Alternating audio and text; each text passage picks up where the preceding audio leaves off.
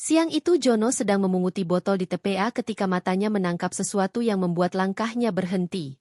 Di antara tumpukan sampah, ada tubuh wanita bule terbaring diam. Awalnya ia mengira itu boneka besar yang dibuang. Namun ketika ia mendekat, tubuhnya gemetar. Wanita itu masih bernapas, tetapi sangat lemah. Jono panik dengan tangan bergetar. Ia mengangkat tubuh itu dan membawanya pulang tanpa tahu bahwa keputusan itu akan mengubah hidupnya malam nanti. Ternyata, sebelum kita mulai cerita ini, tuliskan dulu di kolom komentar dari kota mana kalian menonton cerita ini. Dan jangan lupa untuk like dan subscribe channel ini. Yang sudah subscribe, like, dan komen semoga dimudahkan segala urusannya. Dilapangkan rezekinya, disehatkan badannya, dan dikabulkan semua hajat dunia akhir. Siang itu matahari menyengat tanpa ampun. Asap dari tumpukan sampah yang terbakar perlahan membuat udara di TPA semakin panas dan berbau menyengat. Di antara para pemulung lain yang sibuk mencari rezeki, Jono berjalan perlahan sambil menggendong karung lusuh yang menjadi temannya selama bertahun-tahun. Tubuhnya kurus, kaosnya penuh tambalan, dan wajahnya dipenuhi debu, namun langkahnya tetap teguh. Ia membungkuk memunguti botol plastik satu persatu. Lumayan buat makan nanti sore. Gumamnya. Tiba-tiba, dari kejauhan, ada sesuatu yang tidak biasa. Sebuah bentuk tubuh yang terlalu rapi untuk disebut sampah, terlalu besar untuk disebut boneka. Jono menyipitkan mata, mencoba memastikan. Rasa penasaran membuatnya mendekat pelan. Namun ketika jarak hanya tinggal 1 meter, napas Jono tercekat. Itu bukan boneka. Itu tubuh wanita bule. Rambut pirangnya kusut bercampur debu, kulitnya pucat, dan tubuhnya setengah tertimbun plastik bekas. Bibirnya pecah-pecah. Pakaian outdoor yang ia kenakan sobek di beberapa bagian. Jono merasakan lututnya melemas. Ya Allah, ini orang beneran, bisiknya dengan suara bergetar. Ia menunduk, mendekat, dan meletakkan 2 jarinya di depan hidung wanita itu. Ada hembusan, sangat lemah, tapi ada. Masih hidup. Jono panik. Tangannya gemetar. Di sekelilingnya, pemulung lain tidak menyadari apapun, masing-masing sibuk mengejar rezeki. Sementara di depan Jono, seorang wanita asing antara hidup dan mati. Bu, Bu, dengar saya? Bu, panggilnya pelan, tapi tidak ada respon. Jono menatap sekeliling. Tidak ada yang bisa membantu. Ia sadar, jika ia diam, wanita itu mungkin tidak bertahan 1 jam lagi. Dengan napas tersengal, diterpa rasa takut dan kebingungan, Jono mengangkat tubuh wanita itu, berat, basah, dan dingin. Kalau aku tinggalin, dia mati. Kalau aku nolong, entah apa yang terjadi. Namun langkah kakinya justru semakin cepat. Ia memutuskan satu hal. Wanita itu harus diselamatkan. Apapun risikonya. Dengan susah payah, Jono membawa wanita bule itu pulang ke gubuk kecilnya di pinggir TPA. Ia belum tahu bahwa keputusan sederhana di tengah bau sampah itu adalah awal dari malam yang akan mengubah seluruh hidupnya. Gubuk kecil Jono hanya diterangi lampu bohlam redup yang digantung dengan kabel bekas. Dindingnya dari papan tak rata, dan angin malam mudah sekali masuk melalui celah-celahnya. Namun malam itu gubuk sederhana itu menjadi satu-satunya tempat aman bagi seorang wanita asing yang nyaris kehilangan nyawanya. Jono meletakkan wanita bule itu perlahan di kasur tipis yang biasa ia gunakan untuk tidur. Napasnya terengah, tubuhnya gemetar karena kelelahan mengangkat wanita itu pulang dari TPA. Bertahan ya, Bu, saya coba bersihin luka-lukanya. Gumam Jono sambil menyiapkan air panas dari panci kecil yang ia letakkan di atas kompor minyak. Karena tidak punya peralatan medis, Jono mengambil kain bersih yang ia simpan untuk keadaan darurat. Kain itu awalnya hendak ia jual sebagai limbah tekstil, tapi kini menjadi penyelamat. Ia membersihkan luka-luka di lengan dan kaki wanita itu. Ada memar besar di bahunya, dan beberapa goresan seperti bekas terseret atau ditarik paksa. Jono menggigit bibir, merasa geram pada orang-orang yang telah menyiksanya. Saat ia sedang menempelkan kain basah ke dahi wanita itu, tiba-tiba tubuh wanita itu bergerak. Kelopak matanya terbuka sedikit, mata biru pucat yang tampak ketakutan. Seperti seseorang yang baru terbangun dari mimpi buruk panjang. Hei, pelan, Bu, jangan bangun dulu, kata Jono pelan, mencoba menenangkan meski suara hatinya sendiri penuh kecemasan. Wanita itu tersentak, mendadak duduk, napasnya tersengal. No, No, please, don't hurt me. Don't. Bahasa Inggrisnya tercampur ketakutan, tubuhnya gemetar hebat. Jono langsung mundur, mengangkat kedua tangannya sebagai tanda ia tidak bermaksud jahat. Tenang, Bu, saya nggak nyakitin. Saya nolongin, beneran. You, Safeheri. Aman, aman. Wanita itu memandang sekeliling, bingung, panik, lalu menatap wajah Jono yang penuh debu tapi jujur. Perlahan napasnya melemah, tidak secepat tadi. Ia menatap kain basah di tangannya, lalu luka-lukanya yang sudah dibersihkan. You, help me? Tanyanya dengan suara serak. Jono mengangguk cepat. Iya, saya bantu. Minum dulu. Ia menuangkan air ke gelas plastik dan menyodorkannya. Wanita itu ragu sesaat, tetapi rasa hausnya tidak bisa dikalahkan. Ia meneguk air itu perlahan, seperti seseorang yang sudah berhari-hari tidak minum cukup. Sementara itu, Jono memperhatikan detail kecil yang sebelumnya tidak ia lihat. Jam di pergelangan tangannya mahal, pakaiannya bermerek walau sudah sobek, dan kulitnya terawat. Saya rasa, sampean ini bukan orang sembarangan, gumam Jono pelan. Wanita itu menatapnya, tetapi tidak menjawab. Matanya masih menyimpan ketakutan, seolah seseorang sedang mencarinya. Dan di saat Jono menyelimuti wanita itu dengan kain tipis, ia merasakan firasat aneh, bahwa hidupnya yang sederhana tidak akan pernah sama lagi mulai malam ini. Wanita bule itu bukan hanya korban biasa. Ada sesuatu yang jauh lebih besar, yang sedang mengintainya. Malam semakin larut. Angin bertiup melewati celah-celah dinding gubuk, membawa aroma sampah dan debu yang biasa bagi Jono, namun asing bagi penghuni sementara yang kini berbaring di kasurnya. Di luar, suara anjing liar beberapa kali terdengar. Sesekali membuat Lydia terkejut kecil meski matanya masih terpejam. Sudah lebih dari 2 jam sejak ia tersadar. Setelah meminum air dan sedikit istirahat, nafasnya mulai teratur. Tapi Jono tahu, ketakutan itu belum hilang dari wajahnya. Sesekali wanita itu memegangi tengkuknya seolah masih bisa merasakan tangan kasar seseorang menyeretnya. Jono duduk di lantai, punggung bersandar pada dinding papan. Kakinya disilangkan, dan ia menatap wanita itu dari jauh, agar tidak membuatnya merasa terancam. Di depannya, sebuah lampu minyak kecil menyala redup. Suasananya tenang, tapi penuh kegelisahan yang tak terlihat. Sekitar tengah malam, perempuan itu mulai membuka mata lagi. Are you still here? Suaranya lemah. Iya, Bu, saya di sini. Saya jaga, jawab Jono pelan, takut suaranya membuat wanita itu kaget. Wanita itu mencoba duduk. Meski tubuhnya masih lemah, setidaknya kini ia bisa menahan badannya sendiri. Nafasnya masih sedikit berat, tapi tidak sepengap sebelumnya. Saya Jono, ucapnya perlahan sambil menunjuk dadanya. Wanita itu menatapnya beberapa detik, lalu mengangguk. No. Ia mengulang perlahan, mencoba memastikan pengucapannya benar. Kamu, nama siapa? Tanya Jono hati-hati, tetap menjaga jarak. Wanita itu menghela napas panjang, seolah mengumpulkan keberanian. My name, Lydia. Dia? Ulang Jono. Wanita itu mengangguk ringan. Hening sesaat. Hanya terdengar suara serangga malam dari luar gubuk. Lydia menundukkan kepala, menyatukan tangannya di pangkuan. Ada ketegangan jelas di wajahnya. Ketakutan yang mencoba ia sembunyikan, namun tetap tembus dari sorot matanya. I need to tell you something, katanya perlahan.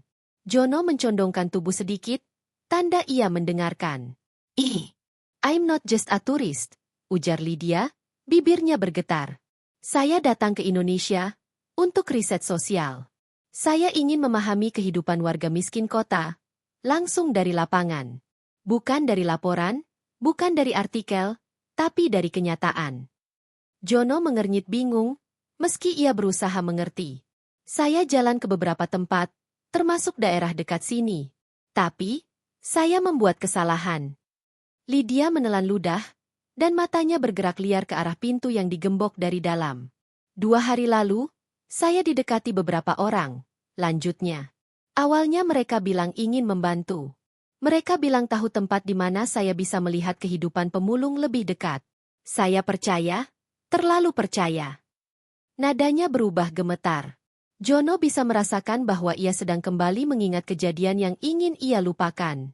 Mereka, Lydia berhenti, menarik napas panjang. Mereka menculik saya.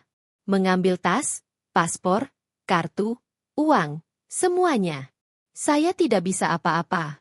Mereka menutup mata saya, mengikat tangan saya. Jono mengepalkan tangan di pangkuannya, berusaha menahan emosi. Bukan marah pada Lydia, tapi pada manusia-manusia yang tega melakukan itu.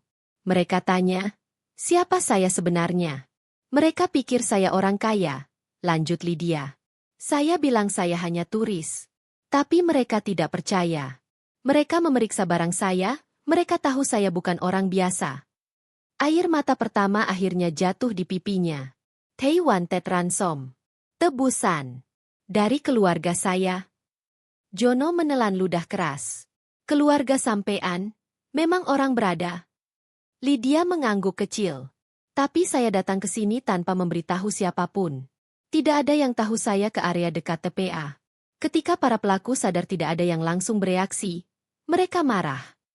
Suara Lydia pecah saat ia melanjutkan. They beat me, dragged me, lalu buang saya seperti sampah ke TPA. Mereka pikir saya tidak akan bangun lagi. Keheningan menyergap ruangan. Lampu minyak berkerlap-kerlip kecil seolah ikut merasakan suasana getir itu. Jono menunduk, merasa dadanya ditekan rasa iba dan amarah bercampur menjadi satu. Tapi, sampean masih hidup, kata Jono lirih. Alhamdulillah. Lydia mengusap air matanya dengan punggung tangan. Selain itu, saya takut mereka belum menyerah. They may be looking for me. Jono mengangkat wajahnya. Maksudnya, mereka bisa balik lagi ke TPA. Yes, Lydia mengangguk pelan. Dan kalau mereka tahu kamu menyembunyikan saya, kamu bisa dalam bahaya. Jono terdiam. Ada ketakutan kecil di wajahnya, tapi juga ada tekad yang tidak luntur. Ia menghela napas dalam-dalam, lalu duduk sedikit lebih dekat, tetap dengan gerakan perlahan agar Lydia tidak terkejut. Bu Lydia, sampean tenang saja. Saya mungkin cuma pemulung. Rumah saya kecil, hidup saya sederhana, tapi saya nggak tega biarin orang sekarat. Apalagi sekarang sampean sudah sadar. Saya bakal jaga. Lydia menatap Jono lama. Tatapan itu penuh campuran keterkejutan, rasa terharu, dan kepercayaan yang baru tumbuh. You saved my life, katanya lirih. Jono tersenyum kecil. Saya cuma ngelakuin apa yang harusnya manusia lakuin. Hening sesaat. Angin malam kembali masuk, membuat lampu minyak bergoyang pelan. Namun di balik kehangatan kecil itu, Lydia mengucap satu kalimat yang membuat punggung Jono merinding. They do come back for me, Jono? I know they will. Dan malam itu, di gubuk kecil pinggir TPA, Jono mulai merasakan sesuatu yang tidak pernah ia rasakan sebelumnya. Ketakutan bahwa nyawanya kini ikut menjadi bagian dari masalah yang lebih besar. Pagi menjelang dengan cahaya matahari yang suram. Kabut tipis dari asap sampah yang belum pada melayang di atas TPA. Suara burung gagak terdengar dari jauh, seolah pertanda buruk bagi Jono dan Lydia yang masih bersembunyi di dalam gubuk kecil itu. Lydia masih duduk bersandar di kasur tipis, memegang cangkir plastik berisi air hangat. Matanya sembab karena kurang tidur. Jono sendiri tak tidur sama sekali.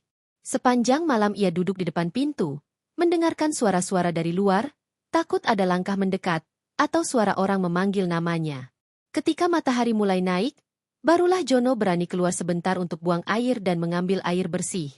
Tapi sesuatu membuatnya berhenti di tengah langkah. Di kejauhan, di pinggir TPA, ada dua orang asing berdiri di dekat mobil hitam yang tidak pernah ia lihat sebelumnya di daerah kumuh itu. Mobil itu mewah, mencolok, dan sangat tidak cocok berada di tempat di mana pemulung berjalan tanpa alas kaki. Dua pria itu mengenakan jaket hitam, kacamata gelap, dan topi. Mereka tidak tampak seperti pekerja sosial, bukan pula seperti pedagang rombeng. Mereka terus melihat ke arah gunungan sampah, seolah mencari sesuatu atau seseorang. Jono langsung merasakan punggungnya dingin. Ya Allah, jangan-jangan ini orang-orangnya Lydia, bisiknya. Tanpa ragu ia kembali ke gubuk dengan langkah cepat, menutup pintu dan mengganjalnya dari dalam. Lydia kaget. Jono? What happened? Jono menelan ludah. Ada dua orang, Dari luar, kelihatannya nyari sesuatu. Atau seseorang. Wajah Lydia langsung pucat. What? What do they look like? Hitam semua, badannya gede-gede. Bukan orang sini. Lydia menutup mulutnya. Tangannya gemetar. Terehere. Tererili here. Katanya dengan suara putus asa. Jono menarik napas panjang. Ia tidak ingin menambah ketakutan wanita itu, tapi ia juga tahu Lydia harus tahu kenyataan. Saya rasa, mereka nyari sampean, Bu Lydia. Lydia langsung duduk tegak.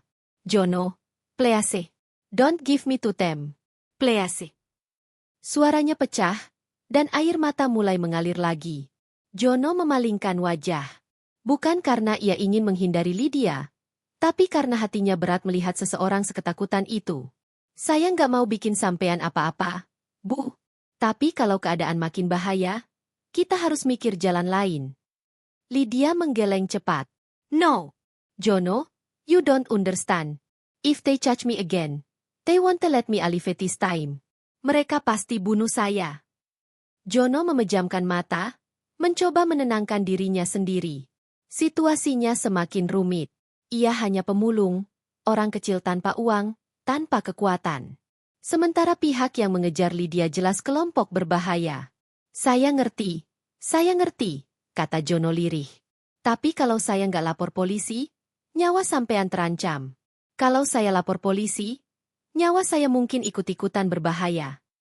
Ia meremas rambutnya sendiri, bingung, frustasi. Bu, saya ini siapa? Pemulung, Bu. Saya ngomong ke polisi aja kadang dicurigai. Apalagi bawa-bawa kasus bule hilang, pasti saya yang disalahin. Lydia meraih tangan Jono dengan gemetar. Jono, listen to me. Ia menatap mata Jono dengan penuh ketakutan yang tulus. You saved me yesterday. Kalau kamu lapor polisi sekarang, mereka mungkin sudah menyuap polisi. Kamu tidak tahu siapa yang mereka kuasai. Jono menelan ludah. Itu kemungkinan yang tidak pernah ia pikirkan. Maksud sampean, polisi bisa kerja sama-sama mereka. Lydia mengangguk lirih. I don't know. But they're dangerous. They have money. They have connection. Mereka bisa apa saja. Kedua tangan Jono bergetar. Pikirannya berputar cepat. Apa ia cukup kuat untuk menjaga Lydia dari orang-orang ini? Apa ia sanggup menanggung risiko kalau kelompok itu menemukan gubuknya? Tiba-tiba dari luar terdengar suara sepatu menginjak tanah basah. Langkah berat. Bukan langkah pemulung. Jono langsung mematikan lampu minyak. Bu Lydia, diam. Jangan bergerak. Lydia menutup mulutnya, menahan napas. Langkah itu berhenti tepat di depan gubuk Jono. Ada suara bisik-bisik. Kemudian, tok, tok, tok. Sini ada orang. Jono membeku. Saat itu, dunia seolah berhenti berputar. Tok, tok, tok. Pak, ada orang di dalam. Suara itu bukan suara polisi. Nada bicaranya kasar, memerintah, seperti seseorang yang sudah terbiasa mengintimidasi. Lydia mencengkeram lengan Jono, hampir membuatnya meringis. Don't open it, bisiknya ketakutan. Jono menelan ludah. Suara langkah orang di luar berpindah mengitari gubuk. Mereka memeriksa dinding, menyalakan senter, bahkan terdengar suara mereka mendorong pintu gubuk tetangga. Kayaknya dia dibawa ke arah sini, kata salah satu dari mereka. Jono menutup mulutnya sendiri, berusaha menahan napasnya yang mulai memburu. Lydia berbisik. Jono, kalau mereka masuk, saya lari lewat belakang. Kamu jangan ikutin. Kamu harus selamat. Jono menggeleng cepat. Saya gak bakal tinggalin sampean. Lydia menatap Jono, terkejut sekaligus bingung mengapa pemulung miskin mau mempertaruhkan nyawanya demi orang asing. Suara dari luar semakin dekat, semakin keras. Mereka memeriksa setiap gubuk satu persatu. Jono tahu, waktunya tidak banyak. Ia menatap Lydia. Bu, kita harus pergi dari sini. Tapi kemana? Jono menggigit bibir. Saya punya satu orang, sahabat lama. Namanya Bayu. Dia tinggal agak jauh dari TPA. Orangnya baik, bisa dipercaya. Lydia mengangguk cepat. Oke, Oke, let's go. Jono menatap celah pintu, mendengarkan ritme langkah para pelaku. Saat mereka bergerak menjauh beberapa meter, Jono menarik napas panjang. Sekarang, Bu, kita kabur. Dan malam itu, di tengah TPA yang gelap dan penuh bahaya, Jono dan Lydia melangkah keluar lewat pintu belakang gubuk, masuk ke dalam gelapnya malam yang menunggu mereka dengan 1000 kemungkinan. Kemungkinan hidup, atau kemungkinan sebaliknya. Langkah kaki Jono dan Lydia bergegas menembus malam yang gelap. Gubuk-gubuk reot di sekitar TPA tampak seperti bayangan hitam yang bergerak, karena sinar lampu dari para pelaku terus menyapu wilayah itu. Setiap kali cahaya senter mendekat, Lydia menunduk, tangan Jono semakin erat menggenggam pergelangannya. Angin malam semakin dingin. Awan gelap menggantung rendah. Tanda hujan besar sudah dekat. Kita harus keluar dari area TPA, bisik Jono dengan napas tersekat. Kalau masih di sini, mereka gampang nemuin. Lydia hanya mengangguk, tak mampu berkata apa-apa. Napasnya tersengal, wajahnya pucat, tapi ketakutan membuatnya tetap bertahan. Dari kejauhan terdengar suara laki-laki berteriak marah. Cari di setiap gubuk. Jangan ada yang lepas. Jono menelan ludah. Itu jelas suara orang yang tak akan segan menghabisi siapapun yang dianggap menghalangi. Ia menarik Lydia melewati tumpukan karung sampah, menunduk di antara besi-besi tua, dan melintasi genangan air hitam bekas hujan minggu lalu. Lumpur TPA menempel di kaki mereka. Bau menyengat menusuk hidung. Setelah beberapa menit berlari dan bersembunyi, mereka tiba di pinggiran TPA, tempat pagar kawat setengah rusak. Jono menekuk kawat itu agar Lydia bisa merangkak keluar lebih dulu. Cepat, Bu. Di luar sini lebih aman, buat sementara. Lydia merangkak keluar meski lengannya masih memar. Saat Jono menyusul, terdengar suara langkah cepat mendekat dari balik gunungan sampah. Ada suara tadi. Ke arah situ. Senter langsung mengarah tepat pada lubang pagar tempat mereka berada. Jono merasakan jantungnya hampir copot. Lari! Serunya tanpa pikir panjang. Mereka berdua berlari menembus tanah lapang yang memisahkan TPA dari perkampungan kecil di pinggir kota. Hujan tiba-tiba turun deras, memukul wajah mereka, membuat pandangan hampir hilang sepenuhnya. Kilatan petir menyambar langit, menerangi tanah yang licin. Lydia terpeleset. Jono cepat menangkapnya. Bangun! Kita belum aman. Di belakang, suara mesin mobil terdengar. Sinar lampu mobil menembus hujan, menyapu tanah tempat mereka berada. Jono! Esias! Lydia menjerit. Tanpa berpikir, Jono menarik Lydia ke jalan kecil di antara pepohonan. Lewat kebun warga. Mereka nggak hafal jalannya. Jalan licin membuat mereka hampir jatuh berkali-kali. Hujan semakin deras, menyulitkan para pelaku tetapi juga hampir merobek stamina Lydia yang masih lemah. Setelah melewati pohon bambu dan jalan menanjak kecil, mereka mendapati sungai dangkal yang airnya meluap karena hujan. Kita nyebrang sungai ini? Tanya Lydia ketakutan. Iya. Kalau enggak, kita kejebak. Sambil menggenggam Lydia erat-erat, Jono menyeberangi aliran air yang deras. Arusnya mendorong kaki mereka, membuat tubuh Lydia beberapa kali hampir terbawa. Jono memegang pinggangnya, memastikan ia tidak hanyut. Di sisi lain sungai, terdapat jalan kampung menuju pemukiman di mana Bayu tinggal. Sedikit lagi, Bu, sedikit lagi kita aman, kata Jono, meski ia sendiri tidak yakin. Namun harapan itu pupus begitu mereka mendengar suara klakson mobil dari arah sungai. Sinar lampu mobil menghantam pepohonan dan semak-semak. Suara laki-laki terdengar jelas di balik deburan sungai. Gue lihat bayangannya. Kejar. Lydia menggenggam lengan Jono erat. Still coming.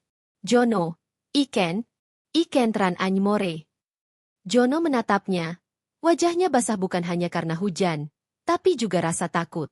Bu Lydia, kalau sampean berhenti sekarang, mereka bakal dapetin sampean. Kita harus terus jalan.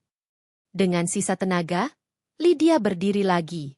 Setelah sekitar 15 menit menerobos hujan dan jalan licin, mereka sampai di pemukiman kecil. Lampu-lampu rumah banyak yang sudah padam, hanya 1-2 yang masih menyala. Untungnya, kampung itu sunyi. Tidak ada yang melihat mereka berdua berlari dalam keadaan basah kuyup. Rumah Bayu terletak di ujung gang kecil. Sebuah rumah papan sederhana dengan lampu kuning redup di terasnya. Jono mengetuk pintu pelan, mencoba menahan napas. Tok, tok, tok. Yu, buka, yu, penting. Beberapa detik kemudian pintu terbuka. Bayu, pria berusia awal 40-an dengan rambut acak dan kaos oblong kusam, muncul dengan mata mengantuk. John? Astaga! Kamu kenapa basah begini? Siapa itu? Bayu melihat Lydia dan langsung kaget. Masuk dulu. Cepat. Bayu menarik keduanya masuk sebelum bertanya lebih lanjut. Setelah pintu ditutup dan dikunci rapat, ia menatap Jono dengan bingung. Apa yang terjadi? John? Kamu dikejar siapa? Dan ini siapa? Jono masih terengah. Saya jelasin nanti, pokoknya. Yuk, kita butuh tempat aman. Orang-orang jahat ngejar dia. Yang nyulik dia. Bayu menatap Lydia dari atas ke bawah. Luka-lukanya, pakaian sobek, dan mata ketakutannya langsung membuat Bayu sadar masalah ini jauh lebih besar dari kelihatannya. Oke, kalian aman di sini dulu. Duduk.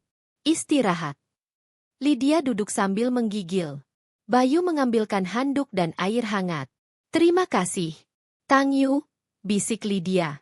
Namun sebelum mereka bisa bernapas lega, suara mobil berhenti di ujung gang. Lampu mobil menerangi dinding rumah-rumah sekitar. Bayu langsung mematikan lampu ruang tamu. Mereka siapa? John? Orang-orang yang nyulik Lydia, jawab Jono cepat. Mereka nyari sampai sini. Suara langkah kaki terdengar di luar gang. Ada yang mengetuk pintu rumah-rumah warga secara brutal. Bayu menelan ludah. John, ini bahaya besar. Jono menggenggam tangan Lydia, dan Lydia meremas balik. Di luar, terdengar suara berteriak. Cepat, periksa setiap rumah. Perempuannya masih hidup. Hujan deras di luar tak cukup untuk menutupi deru ancaman yang mendekat. Dan di rumah kecil Bayu, Jono sadar satu hal. Mereka tidak lagi hanya bersembunyi. Mereka sedang dikepung. Hujan masih menampar genting rumah Bayu ketika Jono menutup pintu belakang rapat-rapat. Nafasnya terengah, pakaian mereka basah kuyup. Lydia bersandar pada dinding, tubuhnya gemetar hebat, bukan semata karena dingin, tapi ketakutan yang belum mereda sejak malam-malam sebelumnya. Bayu muncul dari ruang tengah, membawa handuk kecil dan pakaian hangat. Lelaki itu kini berusia 30-an, tubuhnya berotot karena sering membantu kegiatan evakuasi bencana saat menjadi relawan LSM dulu. Wajahnya tegas, tapi sorot matanya lembut. Ketika ia melihat keadaan Lydia, alisnya terangkat tanpa bisa ia sembunyikan. Ini, dia yang kamu ceritain lewat pesan tadi? Tanya Bayu sambil menatap Jono lekat-lekat. Jono mengangguk. Kejaran mereka makin parah. Kita hampir ketahuan tadi di tikungan pasar lama. Mereka bawa mobil gelap, 3 orang turun. Semua tanya-tanya soal bule hilang. Bayu berpaling ke Lydia, yang kini menatapnya dengan mata kebiruan yang lelah. Ada sesuatu yang membuatnya terlihat jauh lebih rapuh malam itu. Seakan seluruh keteguhan dirinya yang tersisa hanya digantung pada kepercayaan terhadap 2 pria asing yang kini menjadi pelindungnya. Apa aku boleh bicara jujur? Tanya Bayu pelan, suaranya berubah serius. Lydia mengangguk, perlahan. Silakan. Bayu duduk bersila di depannya, meneliti wajah wanita itu lama. Aku pernah lihat kamu. Bukan di sini, bukan juga di Indonesia. Tapi di sebuah laporan investigasi internasional. Kang. Lydia Moreau, bukan? Jono spontan menoleh. Moreau? Siapa lagi itu? Lydia memejamkan mata, seolah menyerah. Ya, itu nama asliku. Moreau yang itu? Bayu melanjutkan, suaranya hampir berbisik. Pewaris tunggal Moreau Global Foundation. Jono berdiri mematung. Ia tidak mengerti seluruhnya, tapi nama itu terdengar besar, seperti sesuatu yang tak seharusnya muncul di rumah kecil kayu pinggir desa. Lydia menarik napas dalam-dalam, lalu mengangguk. Aku memang datang ke Indonesia untuk riset sosial. Menyamar, tanpa pengawal, tanpa publikasi. Aku ingin melihat kehidupan nyata masyarakat kelas bawah, memahami ketimpangan ekonomi dari jarak paling dekat. Tapi aku tidak menyangka akan diculik. Bayu dan Jono saling pandang. Kedua pria itu sama-sama terdiam panjang. Aku diculik oleh komplotan lokal yang bekerja sama dengan jaringan penculik internasional, lanjut Lydia. Mereka menyita dokumenku, menempatkanku di sebuah rumah kosong selama 2 hari, menyiksaku untuk memaksa membuka akses rekening yayasan. Aku tidak mau, jadi mereka memutuskan membuangku di TPA, mengira aku sudah sekarat. Jono menelan ludah. Seluruh potongan kejadian mulai terhubung di kepalanya. Tatapan takut Lydia, caranya merangkak di tumpukan sampah malam itu, luka-luka di tubuhnya.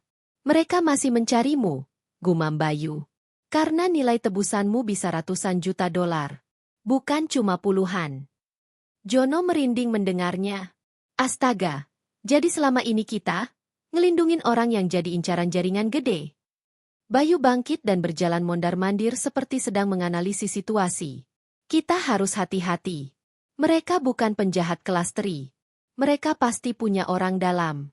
Polisi lokal bisa saja ada yang terlibat. Lydia diam, tapi terlihat sangat terpukul. Aku tidak ingin melibatkan kalian. Tapi kalau aku keluar sekarang, aku pasti tertangkap. Jono duduk di sampingnya. LYD, kalau aku nggak mau bantu, aku udah tinggalin kamu dari awal. Aku bukan orang kaya, bukan orang penting.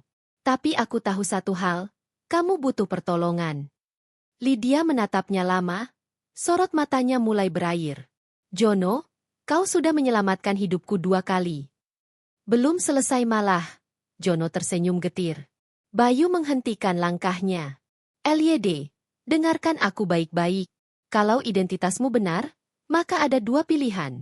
Kita menghubungi kedutaan besar negerimu atau kita cari cara menghubungi jaringan relawan internasional. Mereka bisa bantu mobilisasi penyelamatan tanpa menarik perhatian polisi lokal. Tapi, komunikasi sudah mereka ambil, Lydia berkata lirih. Ponselku, dokumenku, semuanya hilang. Aku punya koneksi lama, jawab Bayu. Dulu, aku pernah ikut program investigasi penipuan donasi dengan LSM asing. Ada satu orang, namanya Patrick, yang sekarang bekerja sebagai penghubung keamanan antar organisasi. Aku bisa coba hubungi dia.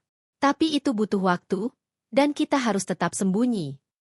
Jono mengangguk cepat. Berarti kita harus tetap di sini dulu, ya? Tidak. Bayu menggeleng tegas. Rumahku bukan tempat aman. Para pelaku sudah menginterogasi orang-orang di pasar.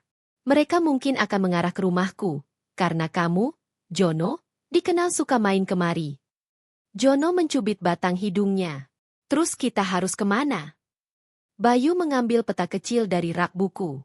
Ada tempat persembunyian di barat bukit. Tidak banyak yang tahu. Itu bekas posko bencana waktu banjir bandang 5 tahun lalu. Sudah tidak dipakai, tapi strukturnya masih kokoh. Dari sana, kita bisa lacak jaringan internet satelit rendah. Dengan itu, aku bisa kirim pesan terenkripsi ke Patrick. Lydia menggenggam kedua tangan Jono, memandangnya dengan ketulusan yang tak pernah ia tunjukkan sebelumnya. Kalau kamu mau berhenti, aku mengerti. Aku tak ingin kamu terseret terlalu jauh. Jono menggeleng cepat. Udah telanjur jauh. Lagian, kamu manusia juga. Masa aku tinggalin? Lydia menunduk. Wajahnya memerah sedikit. Bukan karena malu, tapi tersentuh. Bayu akhirnya menatap mereka berdua. Kalau kita mau selamat, kita harus bergerak sebelum subuh. Hujan makin deras di luar. Angin mendesing dari sela-sela dinding rumah Bayu, seolah menegaskan bahwa waktu mereka hampir habis. Para pelaku bergerak cepat, dan mereka tidak punya kemewahan untuk menunggu. Jono tahu satu hal, hidupnya tidak akan pernah sama lagi setelah malam itu. Tapi ia juga tahu bahwa Lydia, wanita asing dengan luka dan rahasia besar itu, telah mempercayakan seluruh hidupnya padanya. Dan itu membuatnya bertekad untuk tetap bertahan, apapun risikonya. Pagi itu matahari terasa berbeda. Hangat, tetapi tidak menyengat. Tenang, tetapi tetap memberi kesan bahwa dunia sedang memulai lembaran baru. Jono berdiri di depan posko bekas bencana, bangunan sederhana yang menjadi tempat persembunyian mereka selama 2 hari terakhir. Di sana ia, Lydia, dan Bayu bersembunyi sambil menunggu respons dari jaringan keamanan internasional yang dihubungi Bayu. Selama 2 hari itu, mereka hidup dengan degup jantung yang tak pernah benar-benar turun. Setiap suara ranting patah, setiap bayangan burung melintas, membuat mereka waspada seolah pengejar sedang tepat di belakang mereka. Namun pagi ini berbeda. Ada aura kelegaan. Ada sesuatu yang terasa. Selesai. Dari kejauhan, deru helikopter terdengar semakin mendekat. Jono menatap ke langit. Di lambung helikopter itu terdapat tanda khusus yang jelas bukan milik kepolisian lokal. Di sampingnya, suara mobil-mobil yang berhenti di kaki bukit semakin terdengar ramai. Patrick berhasil, kata Bayu dengan napas terlepas lega. Lydia berdiri di sampingnya, mengenakan mantel tipis yang dipinjam dari Bayu. Wajahnya yang selama ini dipenuhi ketakutan kini tampak lebih tenang. Masih ada luka di pelipisnya, masih ada memar di lengan dan bahunya, tetapi sorot matanya jauh lebih hidup. Ketika helikopter mendarat, sejumlah petugas internasional dan polisi berseragam khusus turun. Mereka mendekat cepat, mengamankan area dan memeriksa Lydia. Salah satu dari mereka, seorang pria tinggi berambut coklat, mendekat. "Miss Moreau," katanya sambil menunduk hormat. "Anda selamat sekarang." Lydia mengangguk. "Terima kasih. Tapi bukan kalian yang menyelamatkanku. Mereka berdua." Ia menoleh ke Jono dan Bayu. Senyumnya tulus, meski terlihat berat oleh emosi yang menumpuk. Tak lama kemudian, operasi gabungan dilakukan. Polisi lokal yang bekerja sama dengan pihak internasional menyisir daerah sekitar desa. Komplotan penculik yang selama ini memburu Lydia berhasil dilumpuhkan dalam waktu beberapa jam. Sebagian ditangkap di jalan keluar kota, sebagian lagi disergap di rumah persembunyian mereka. Kabar penangkapan itu menjadi berita besar di media nasional dan internasional. Meski identitas Jono dan Bayu dirahasiakan demi keamanan. 3 hari kemudian, Jono berdiri di depan halaman kecil rumah kontrakannya. Lydia akan dipulangkan ke negaranya siang itu juga. Sebuah mobil hitam mengantar Lydia ke rumah Jono sebelum menuju bandara, karena wanita itu bersikeras ingin berpamitan dengan benar. Lydia turun dari mobil dengan langkah pelan. Ia mengenakan pakaian rapi, rambut pirangnya sudah dirapikan. Meskipun terlihat lebih segar, ada kesedihan halus di wajahnya. "Jono," panggil Lydia lembut. Jono menggaruk kepalanya yang tidak gatal. "Iya, Lydia." Wanita itu tersenyum kecil. "Aku tidak bisa mengungkapkan bagaimana aku berterima kasih. Kalau bukan karena kamu, aku mungkin sudah mati di tempat itu." "Ah, jangan gitu," Jono tertawa gugup. "Aku cuma, kebetulan lewat." "Kebetulan tidak pernah sesederhana itu," jawab Lydia pelan.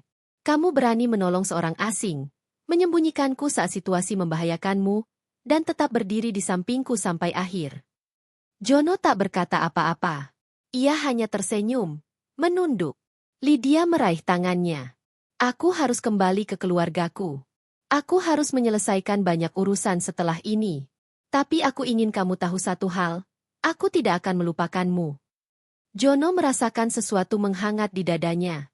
Lalu Lydia memberikan sebuah kartu kecil. "Hubungi aku kapanpun kamu butuh sesuatu. Apapun," katanya. Setelah salam singkat, Lydia melangkah kembali ke mobil. Sebelum pintu ditutup, ia menoleh dan berkata, "Jono, dunia ini butuh lebih banyak orang kaya kamu." Mobil itu pergi, menyisakan kepulan debu dan perasaan kosong yang aneh. Beberapa bulan kemudian, desa tempat Jono tinggal menjadi lebih ramai. Bukan karena masalah, tapi karena hadirnya program besar dari Yayasan Sosial Internasional, Moreau Global Foundation Indonesia Social Impact Program. Di tengah peresmian itu, berdirilah sebuah panggung kecil. Para pejabat daerah, relawan asing, wartawan, dan masyarakat desa berkumpul. Ketika pembawa acara memanggil nama Jono, semua orang menoleh. "Dengan bangga kami umumkan," kata sang pembawa acara, "Jono Ardiansyah telah resmi diangkat sebagai Koordinator Lapangan Program Sosial MGF Indonesia, berkat keberanian, ketulusan, dan dedikasinya." Jono berdiri kaku, tidak percaya. Ia mengenakan kemeja putih sederhana, tetapi wajahnya bersinar. Semua orang bertepuk tangan, termasuk Bayu yang memeluknya setelah turun dari panggung. Dari kejauhan, seorang wanita asing berdiri di samping para relawan internasional, Lydia. Mengenakan blazer putih dan senyum hangat, ia mengangguk ke arah Jono dengan bangga. Meski mereka kini berada di dunia yang berbeda, hubungan mereka tidak putus. Malam itu, setelah acara selesai, Jono duduk di depan rumah barunya. Rumah sederhana tapi jauh lebih layak dari gubuk lamanya di dekat TPA. Ia memandang langit berbintang sambil memikirkan semua yang telah terjadi. Hidupnya berubah drastis. Dari pemulung biasa, ia kini memimpin program sosial tingkat nasional. Dan semua itu hanya karena satu tindakan kecil, menolong seorang asing di tempat sampah. Jono tersenyum sendiri. Kadang, kebaikan sekecil apapun memang tidak pernah sia-sia. Dunia selalu punya cara aneh untuk membalasnya, bahkan dengan hal-hal yang tak pernah kita bayangkan. Beberapa bulan setelah diangkat menjadi koordinator lapangan MGF Indonesia, hidup Jono berubah 180 derajat. Ia kini terbiasa duduk di meja rapat, berdiskusi dengan para ahli sosial dari berbagai negara, dan mengurus program pemberdayaan masyarakat miskin di banyak kota. Namun setiap sore, setelah urusan pekerjaan selesai, Jono selalu menyempatkan diri mampir ke TPA tempat ia dulu memulung. Bukan untuk mencari sampah lagi, tetapi untuk mengingat dari mana ia berasal. Ia duduk di atas sebuah batu besar, menatap matahari terbenam yang memantul di atas tumpukan limbah, dan mengingat malam saat ia menemukan Lydia, saat hidupnya berubah selamanya. Kadang ia tersenyum sendiri. Kadang ia mengusap mata karena haru. Suatu malam, ponselnya berbunyi. Nomor luar negeri. Lydia. Suara wanita itu terdengar ceria dari seberang sana. Jono, aku kembali ke Indonesia bulan depan. Kita akan membuka pusat pelatihan baru di Jawa Tengah. Aku ingin kamu yang memimpin. Jono tertawa kecil. Siap, LYD, aku tunggu. Dan entah kenapa, hatinya kembali berdebar seperti pertama kali ia menemukan wanita itu di tengah gunungan sampah. Takdir memang tidak pernah salah memilih jalan. Kadang, perubahan terbesar lahir dari tempat yang paling tidak kita duga. Kebaikan kecil adalah gerbang ke mukjizat besar.